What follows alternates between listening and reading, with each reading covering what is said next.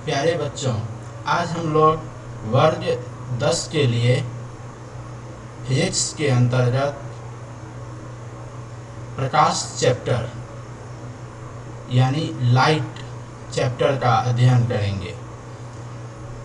प्रकाश क्या है? सबसे पहले हम लोग इसको समझते हैं, प्रकाश है क्या। तो सीधे शब्दों में अगर हम उसकी व्याख्या करें तो प्रकाश एक बाह्य भौतिक कारक है जिसकी उपस्थिति में हमारी आँख किसी वस्तु को देख सकती है। तो इस परिभाषा से यह पता चलता है कि हम जो किसी वस्तु को देख पाते हैं, जो हमारा यह रंग बिरंगा संसार है, हम जिस चीज़ के बदौलत इनको देख सकते हैं, हमारी आँखें इन खूबसूरती को देख सकती है, वह कारक है प्रकाश।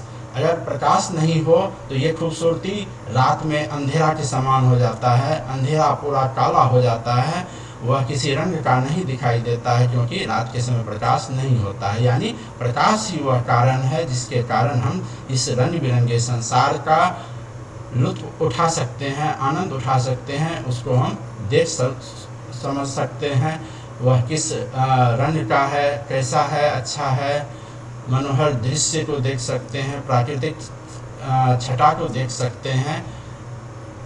तो ये जो प्रकाश है, पहले समय में इसको हम लोग सिर्फ प्रकाश ही समझते थे, और यह क्या है, इसके बारे में सबसे अच्छी व्याख्या, जहाँ तक सबसे पहले इस पर जो काम करने वाले हमारे वैज्ञानिक थे अल्बर्ट आइंस्टीन साहब, तो उन्होंने बताया था कि ये जो प्रकाश है वो इनके संदर्भ में उन्होंने अपना फोटो इलेक्ट्रिक इफेक्ट भी उनका बहुत इसमें जो है वह अच्छा इस विषय पे दिया गया था 1905 ईस्वी के लगभग में।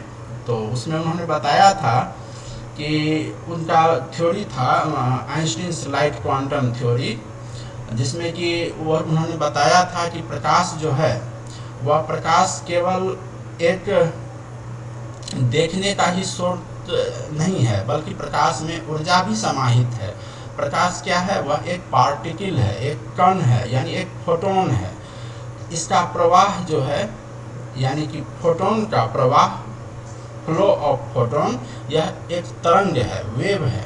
यानी प्रकाश को एक तरंग के रूप में भी व्याख्या किया गया है। तो प्रकाश को क्या कहा गया? प्रकाश जो है वह पार्टिकल है। Light is particle. प्रकाश क्या है? एक पार्टिकल है, और इसी का नाम दिया गया फोटोन। कहने का मतलब कि इसमें यह एक ऐसा कण है, एक ऐसा पार्टिकल है जिसमें एक निश्चित मात्रा में ऊर्जा का भंडार है। तो प्रकाश एक पार्टिकल है जिस पार्टिकल में मास नहीं है, यानी द्रव्यमान नहीं है।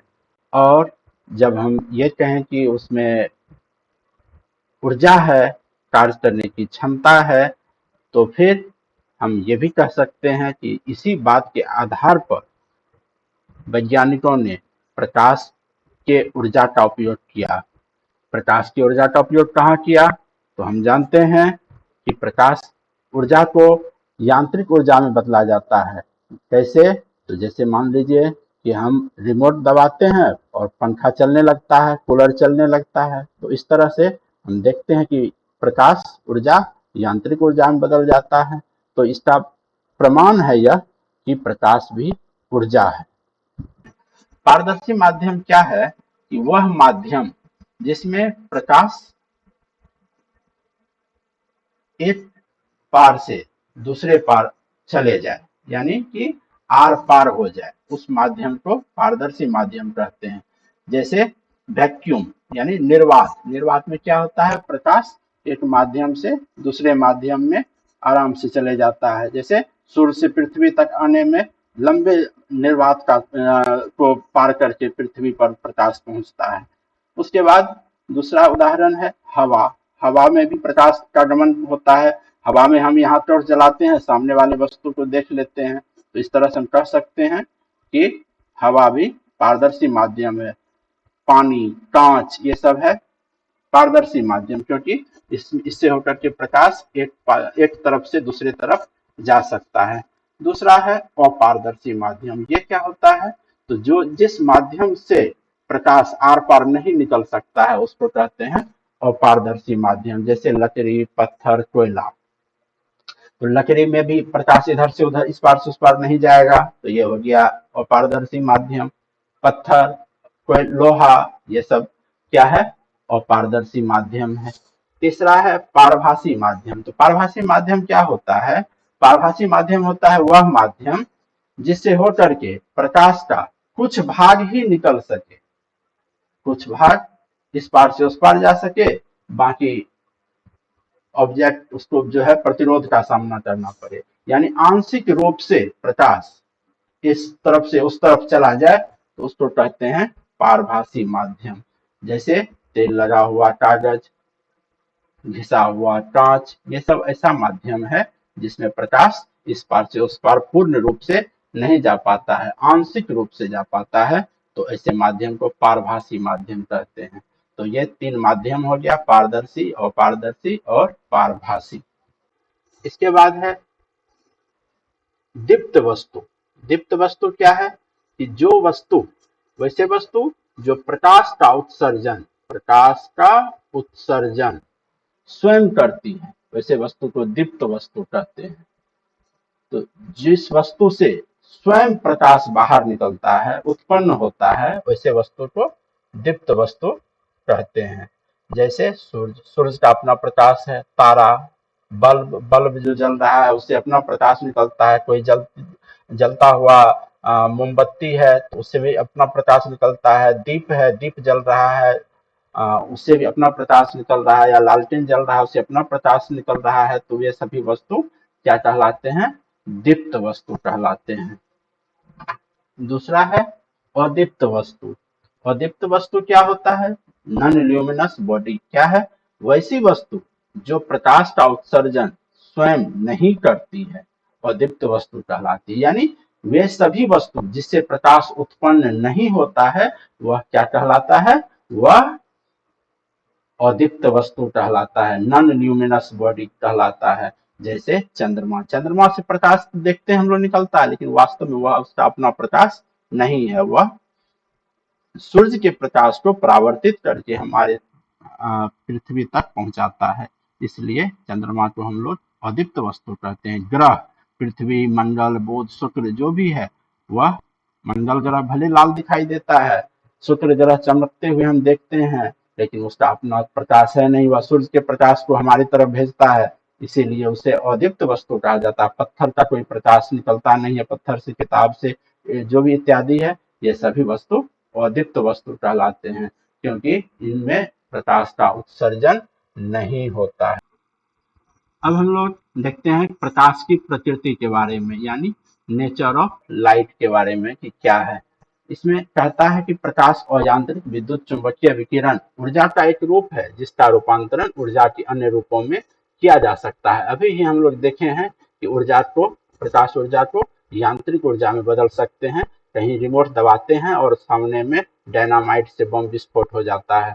इस तरह से हम देखते हैं कि प्रकाश ऊर्जा की मदद से प्रकाश ऊर्जा को दूसरी ऊर्जा में रूपांतरित किया जा सकता है। दूसरा है प्रकाश सीधी रेखा में गमन करती है। तो ये भी है कि प्रकाश का गमन जो है वह सीधी रेखा में होती है।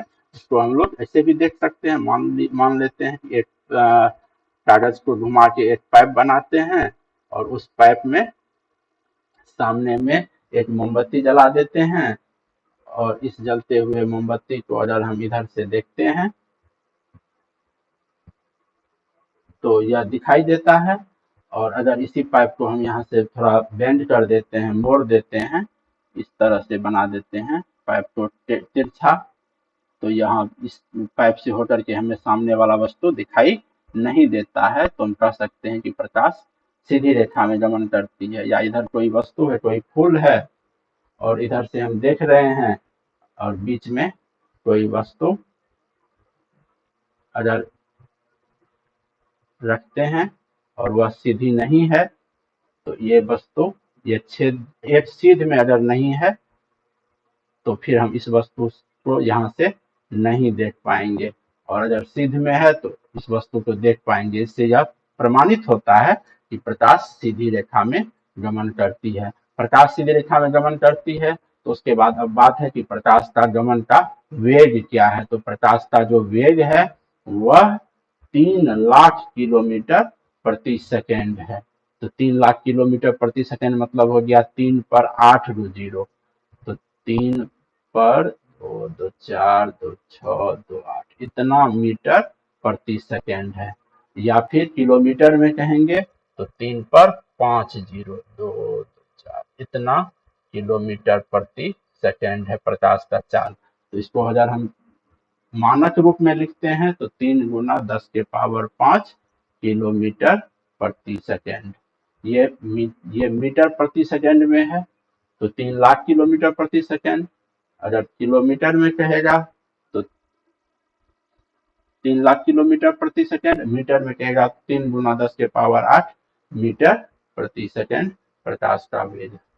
अगला है प्रकाश का परावर्तन। प्रकाश का परावर्तन क्या है? यही वह कारण है जिसके चलते हम किसी भी वस्तु को देख पाते हैं।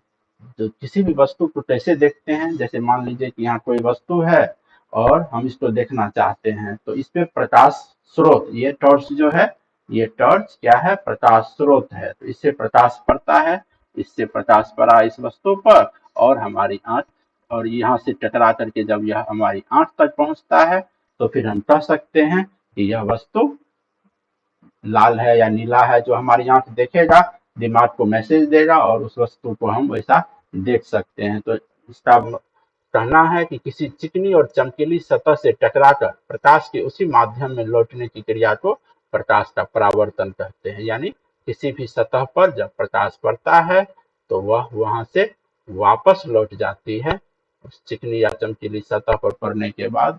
तो इसलिए कह सकते हैं कि यह प्रकाश को परावर्तित कर देता है, जिस तरफ से आती है उसी तरफ वापस मुड़ जाती है। तो इसको हम लोग प्रकाश का परावर्तन यानी रिफ्लेक्शन ऑफ लाइट कहते हैं। आइए परावर्तन के नियम को और विस्तार से समझते हैं। यह एक समतल दर्पण है, प्लेन मिरर, जिसमें हम लोग जानते हैं कि एक तरफ रजतित किया हुआ रहता है यानी पेंट किया हुआ रहता है सिल्वर कलर से, दूसरी तरफ प्लेन रहता है जिधर से प्रकाश का परावर्तन होता है। किसी वस्तु को हम लोग देख पाते हैं या अपना चेहरा देखते हैं।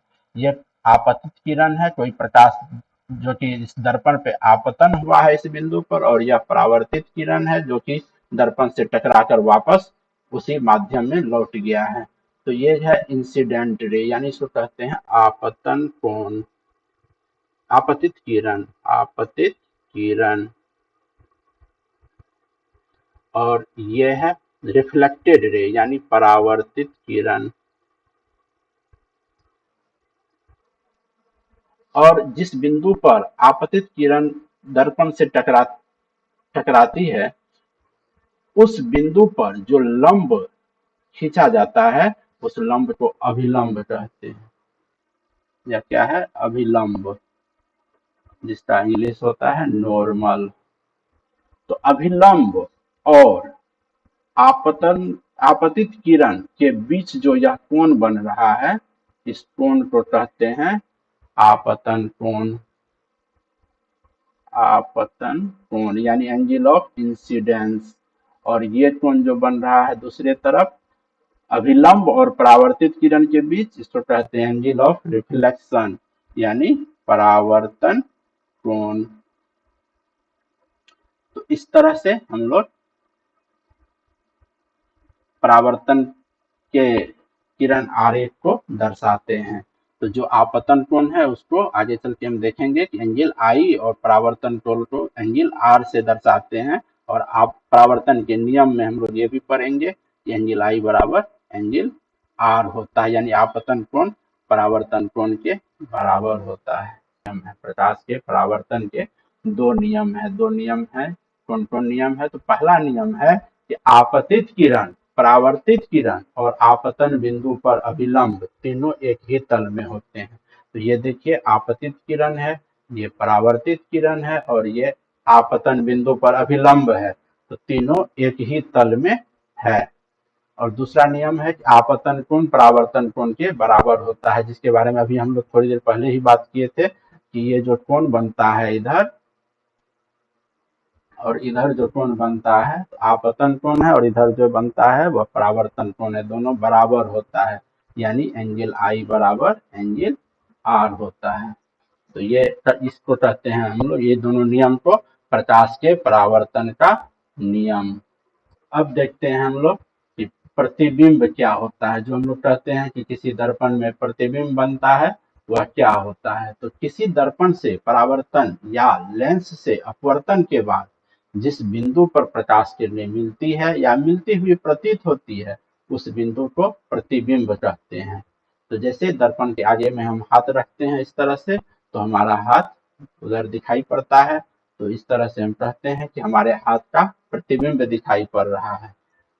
या फिर हम अपना चेहरा देखते हैं तो ये हमारा प्रतिबिंब है। तो इस तरह से किसी भी दर्पण या लेंस में प्रतिबिंब बनता है। प्रतिबिंब दो प्रकार के होते हैं। प्रतिबिंब किसी भी दर्पण या लेंस के द्वारा जो प्रतिबिंब हम लोग पढ़े हैं कि बनता है प्रकाश के मिलने से या मिलते हुए प्रतीत होने से, अपवर्तन या परावर्तन के बाद मिलते हुए प्रतीत होते हैं जहाँ पे प्रकाश, वहाँ पे हम लोग जानते हैं कि प्रकाश का प्रतिबिंब बनता है। तो ये प्रतिबिंब दो प्रकार के होते हैं, एक वास्तविक प्रतिबिंब, दूसरा आभासी प्रतिबिंब। वास्तविक प्रतिबिंब यानी रियल इमेज, वास्तविक आभासी प्रतिबिंब यानी वर्चुअल इमेज।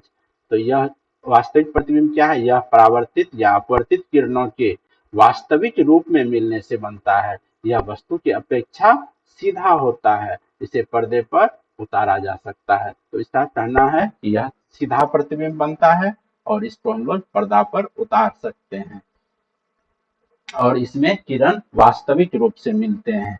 दूसरा है आभासी प्रतिबिंब। इसमें क्या है कि जिसमें प्रकाश किरण परावर्तन या अपवर्तन के बाद वास्तविक रूप में नहीं मिलते हैं बल्कि मिलते हुए प्रतीत होते हैं। जो हम लोग आगे देखेंगे डायग्राम में, ये मिलते हुए प्रतीत होते हैं। तो इस तरह से बने प्रतिबिंब को आभासी प्रतिबिंब कहते हैं और यह वस्तु की अपेक्षा उल्टा होता है। और इसमें हम लोग देखे थे वास्तविक में यह वस्तु की अपेक्षा सीधा होता है, लेकिन आभासी प्रतिबिंब में क्या होता है, यह वस्तु की अपेक्षा उल्टा होता है और इसे पर्दे पर नहीं उतारा जा सकता है। पर्दे पर नहीं उतारा जा सकता है। तो इस तरह से हम लोग देखें कि प्रतिबिंब दो प्रकार के होते हैं, वास्तविक और आभासी। अब हम लोग देखते हैं कि वास्तविक प्रतिबिंब और आभासी प्रतिबिंब में क्या क्या अंतर है। पहला अंतर है कि वास्तविक प्रतिबिंब में प्रकाश किरणें परावर्तन या अपवर्तन के बाद एक निश्चित रूप से मिलते हैं, लेकिन आभासी प्रतिबिंब में क्या होता है कि इसमें प्रकाश की किरणें परावर्तन या अपवर्तन के बाद मिलती हुई प्रतीत होती है। दूसरा अंतर क्या है कि वास्तविक प्रतिबिंब जो है यह उल्टा होता है और इसमें दूसरा जो अंतर है आभासी प्रतिबिंब में वह क्या है कि यह वस्तु की अपेक्षा सीधा होता है। तीसरा है कि यह वास्तविक प्रतिबिंब जो होता है वह दर्पण के सामने बनता है और आभासी प्रतिबिंब जो है वह दर्पण के पीछे बनता है। चौथा अंतर है कि वास्तविक प्रतिबिंब को पर्दे पर उतारा जा सकता है, पर्दे पर उतारा जा सकता है और इसमें जो है आभासी प्रतिबिंब को पर्दे पर नहीं उतारा जा सकता है। तो ये सारे अंतर हैं जिनको हम लोगों को ध्यान में रखना है कि वास्तविक प्रतिबिंब और आभासी प्रतिबिंब में क्या अंतर है। अब हम लोग देखते हैं कि समतल दर्पण से प्रकाश का परावर्तन कैसे होता है। तो इसका डायग्राम बना के देखेंगे। तो जैसे मान लीजिए कि ये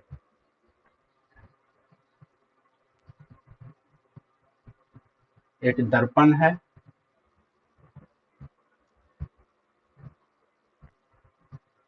और यहाँ कोई एक वस्तु है। तो इस वस्तु से एक प्रकाश किरण, प्रकाश स्रोत से इस वस्तु पर पड़ने वाली कोई प्रकाश किरण इस वस्तु से टकराकर दर्पण पे आती है और यहाँ पे प्रकाश के परावर्तन के नियम का पालन करते हुए यह वापस लौट जाती है। यहाँ पे इसका अभिलंब हो जाएगा आपतन कोण और परावर्तन कोण बनाते हुए। इसी तरह से इसका जो है दूसरा प्रकाश किरण भी इस दर्पण पे कहीं पड़ेगा, जो कि यहाँ से भी टकराकर वापस लौट जाएगी। यहाँ भी प्रकाश के परावर्तन का नियम का पालन होगा, आपतन कोण और परावर्तन कोण दोनों बराबर होगा। तो अब हम देखते हैं कि आभासी रूप में इस परावर्तित किरण को जब हम पीछे की ओर बढ़ाते हैं और इस किरण को भी जब हम पीछे की ओर बढ़ाते हैं तो ये दोनों आपस में आभासी रूप में कहीं पे जाके कटता है। तो जहां ये दोनों वस्तु कटता है वहां पर ही इसका ये दोनों प्रकाश किरण आभासी रूप में कटता है, वहीं पे प्रकाश का प्रतिबिंब बनता है। तो ये ऑब्जेक्ट है और इसका यहाँ पर इमेज बनता है। तो इस प्रतिबिंब जो समतल दर्पण में बना है, इस प्रतिबिंब की स्थिति क्या है, इसका क्या प्रकृति है, इसको भी हम लोग थोड़ा जान लें।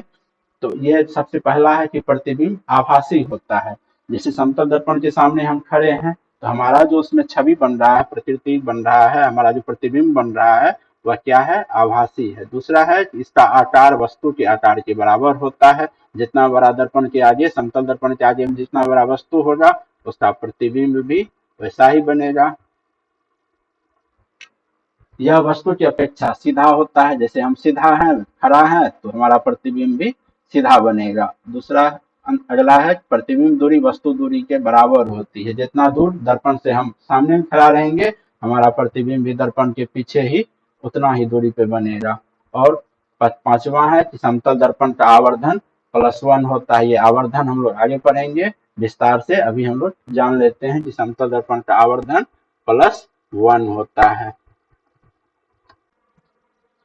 अगला है पार्श्विक उत्क्रमण यानी लेटरल इन्वर्सन। यह क्या है कि दर्पण में वस्तु के बाईं ओर के भाग को प्रतिबिंब में दाईं ओर तथा दाईं ओर के भाग को बाईं ओर दिखाई देने की घटना पार्श्विक उत्क्रमण कहलाता है। तो हम लोग देखे हैं कि जैसे दर्पण में हम लोग अपना दाहिना हाथ उठाते हैं तो दर्पण में जो हमारा प्रतिबिंब है वह अपना बायां हाथ उठाता है। तो इस तरह हम लोग को पता चलता है कि एक बायां साइड का वस्तु दायां तरफ और दायां साइड के वस्तु का प्रतिबिंब बायां तरफ बनता है। तो इसको हम लोग पार्श्विक उत्क्रमण कहते हैं। जैसे इंग्लिश का अक्षर यहाँ देखिए एफ है, तो इसका प्रतिबिंब यहाँ इस तरफ बन रहा है। तो कुछ ऐसे भी अक्षर हैं जिसका इंग्लिश में प्रतिबिंब आप लोग प्रयास कर सकते हैं। दर्पण में कौन सा प्रतिबिंब, से ए का प्रतिबिंब सेम ए बनेगा, फिर बी का प्रतिबिंब उल्टा हो जाएगा, इस तरह से बनेगा। यू का प्रतिबिंब यू इसी तरह से होगा, टी का प्रतिबिंब ऐसे ही रहेगा, फिर पी का प्रतिबिंब ऐसे उलट जाएगा इस तरह से। तो यहाँ हम लोग देखते हैं कि कुछ अक्षर जो है वह अपरिवर्तित रहता है अंग्रेजी वर्णमाला के। तो वैसे अक्षर को हम लोग अलग में नोट करके लिख सकते हैं कि कौन कौन अक्षर पार्श्विक उत्क्रमण के कारण प्रभावित नहीं होता है। आप लोग देखे होंगे कि एम्बुलेंस में ये देखिए उल्टा लिखा हुआ रहता है एम्बुलेंस, या पुलिस गाड़ी में भी जो पुलिस लिखल रहता है, लिखा हुआ रहता है, वह इस तरह से रहता है लिखा हुआ।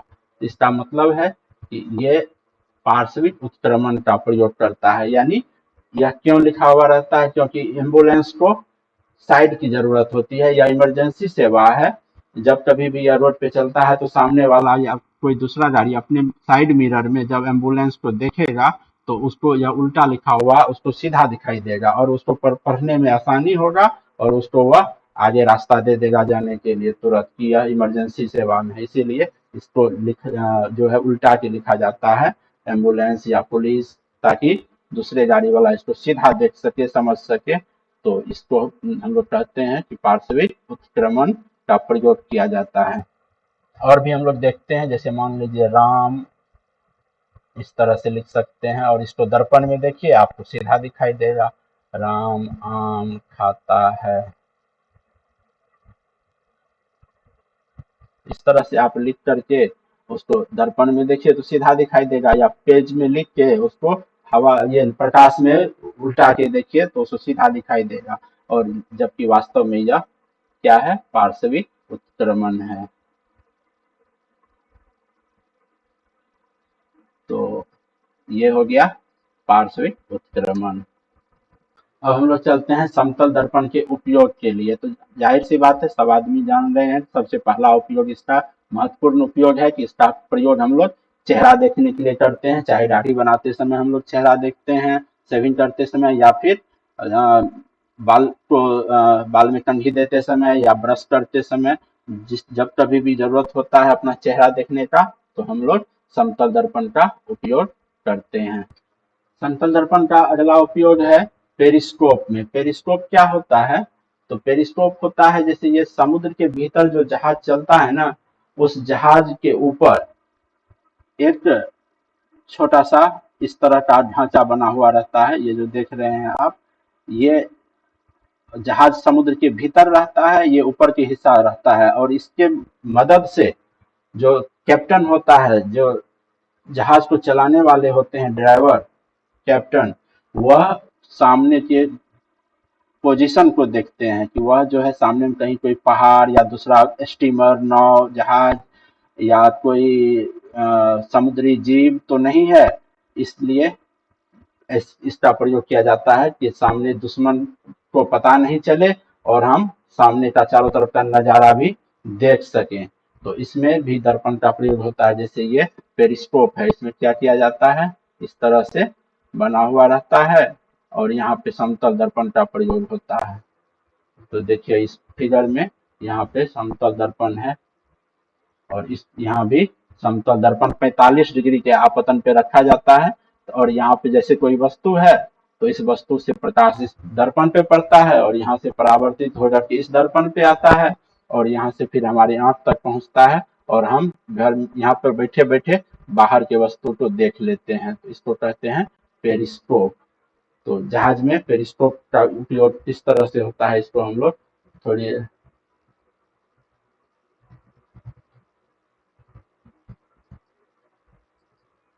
तो ये देखिए पेरिस्कोप का उपयोग कैसे होता है।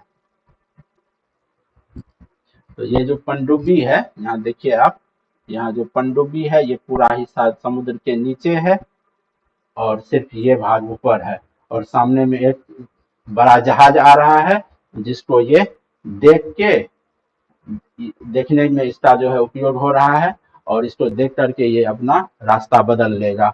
तो ये देखिए जहाज जो है समुद्र के भीतर है, लेकिन ये इसका पेरिस्कोप ऊपर है। यही है पेरिस्कोप जो ऊपर में निकला हुआ रहता है और जहाज को देखने में मदद होता है, क्योंकि ये समुद्र के नीचे जो जहाज चल रहा है उसको मदद होता है कि बाहर में कोई दूसरा जहाज तो नहीं है, कोई पहाड़ तो नहीं है, कोई चट्टान तो, कोई बर्फ तो नहीं है, बड़ा बड़ा बर्फ सेल, हिमसेल जिसको कहते हैं, वह तो नहीं है। तो इसके लिए इसमें पेरिस्कोप का प्रयोग होता है। समतल दर्पण का तीसरा उपयोग है प्रदर्शनी घर में समतल दर्पण का व्यवहार होता है। प्रदर्शनी घर क्या होता है, जिसको हम लोग ट्रायल रूम कहते हैं, ट्रायल रूम। तो जैसे बड़े बड़े मॉल में या किसी कपड़ा के शोरूम में हम लोग जाते हैं तो वहाँ पे ट्रायल रूम होता है, जिसमें हम लोग कपड़ा का साइज और फिटिंग हम लोग देखते हैं पहन के कि कैसा है। तो उस रूम में भी आप लोग देखे भी होंगे कि बहुत सारे मॉल वगैरह में कि ये ट्रायल रूम बना हुआ रहता है, जहाँ पर कि कपड़े पहन करके कपड़ों को हम लोग देखते हैं, उसका फिटिंग सही है कि नहीं, साइज सही है कि नहीं, चारों तरफ से दिखाई देता है। और चारों तरफ उसमें दीवार में मिरर सेट होता है ट्रायल रूम के भीतर। तो यहाँ पर भी हम लोग को समतल दर्पण का उपयोग देखने को मिलता है। समतल दर्पण का अगला उपयोग हम लोग देख रहे हैं कि व्यस्त मार्ग पर तीव्र मोड़ वाले स्थान पर समतल दर्पण के उपयोग से दुर्घटना रोका जा सकता है। जैसे देखिए कि यहाँ पे सड़क पे किसी कॉर्नर पे या ब्लैक स्पॉट जहाँ होता है वहां पर जहाँ दुर्घटनाएं ज्यादा होने की संभावना रहती है, वहां पर इस तरह के दर्पण का, समतल दर्पण का प्रयोग किया जाता है ताकि वह ड्राइवर जो है टर्निंग के दूसरे तरफ का सड़क की स्थिति का अवलोकन कर सके और देख सके कि स्थिति कैसा है, ताकि कोई दुर्घटना नहीं हो। जैसे इस तरह का टर्निंग है समकोण पर या समकोण से भी कम, तो इस तरह के यहाँ से जो गाड़ी जा रही है और इधर से भी गाड़ी जा रही है, तो दोनों पे टक्कर होने की संभावना है। तो इस स्थिति में यहाँ पे एक अगर समतल दर्पण का प्रयोग कर दिया जाता है, तो यहाँ से इधर से आने वाली जो गाड़ी है वह इस गाड़ी के प्रतिबिंब को यहाँ देख लेगा दर्पण में, तो फिर वह अपना पोजीशन बना लेगा। तो इस तरह से हम देख रहे हैं कि यह समतल दर्पण का एक उपयोग यहाँ भी है कि किसी भी तीव्र मोड़ वाले जगह पर उसका प्रयोग किया जाता है।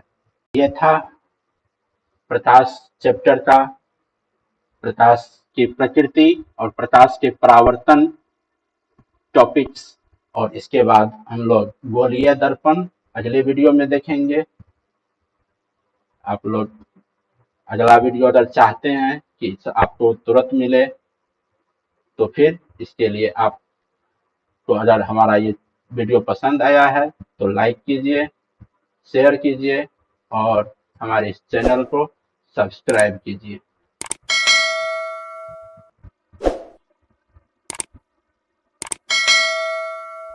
Thank you.